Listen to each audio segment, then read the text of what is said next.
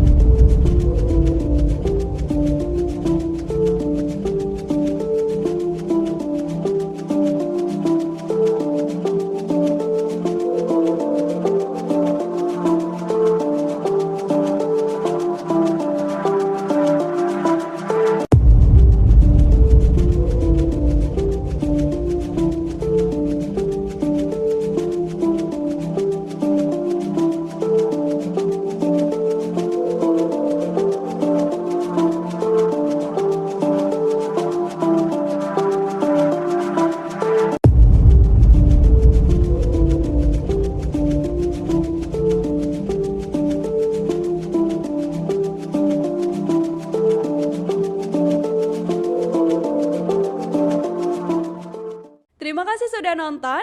Jangan lupa like, subscribe, dan share ya.